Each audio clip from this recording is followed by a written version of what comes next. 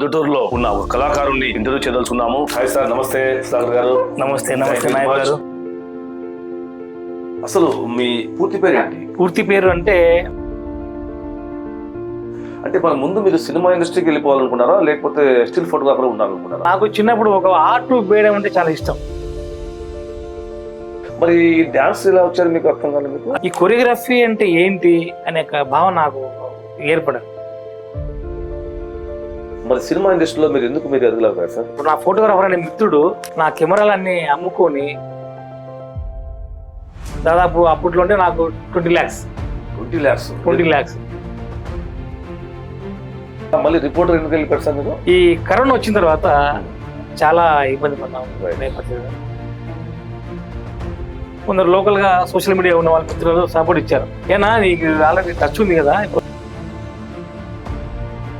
ఒకనప్పుడు hotel Brindavanam అనేది ఉంది. ఆ హోటల్లో పనిచేస్తున్నా నేను, మా తమ్ముడు పనిచేసేటప్పుడు ఆకలికి తట్టుకోలేక ఎంగిలి విస్తరాకులు అన్నం ఉంటుంది. ఆ అన్నం అంతా పక్క కూర్చి అంతా ఒక ఇస్తరులో వేసేసి మీరు బాబుదేవ్ షార్ట్ ఫిల్మ్స్ అనేది దాదాపు అంటే 1 year అయింది సార్. 1 year పైన అవుతుంది. అవును, కరెక్ట్. మీ ఒక వీడియో కూడా రావడం లేదు. ఎందుకు ఇప్పుడు రావడం లేదు? కారణం ఏంటి? మిస్టేక్స్ ఎక్కడ ఉన్నాయి? అంటే ఏదో మేము పెద్దగా చేసాం, పిలిచినప్పుడు రావాలి. ముందు డిసిప్లిన్. బెస్ట్ ఫోటోగ్రాఫర్ గా కూడా ఒక అవార్డు వచ్చేది మేము విన్నాము. తీసుకున్నాం వైజాగ్ లో.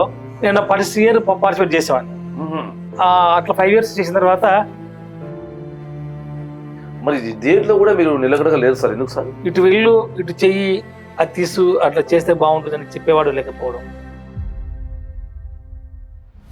మా తల్లిదండ్రులు సంపాదించిన ఆస్తి కూడా నాకేం పూరి గుడిసెలో ఉన్నాం.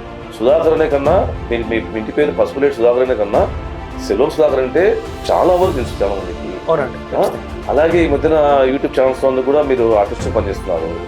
మీరు ఇన్ని పెట్టుకుని కూడా మీరు ఇన్ని కళల మీద ఉంచు చెప్తుంది. నా ఎందుకు ఒక కళ మీద మీరు ఆధారపడి జీవించడం లేదు? ఇప్పుడు ఇన్ని రకాలు చేస్తే ఆడి కుటుంబం వాడికి వస్తాం అంటే ఏదో వస్తే ఏదో ఒకటి. ఇప్పుడు మన ప్రస్తుతానికి ఇప్పుడు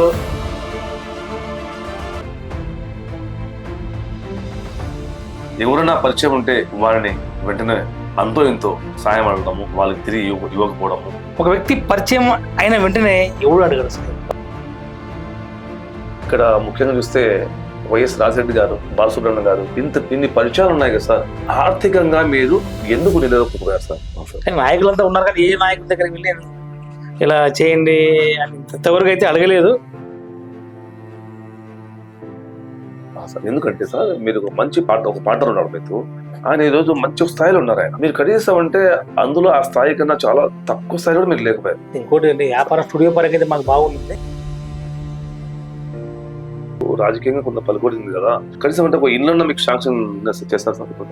ఈ మధ్య జగనన్న ఇల్లు అనే మాకు, అది ఇల్లు కడతారో కట్టరో కూడా మనకు తెలియదు.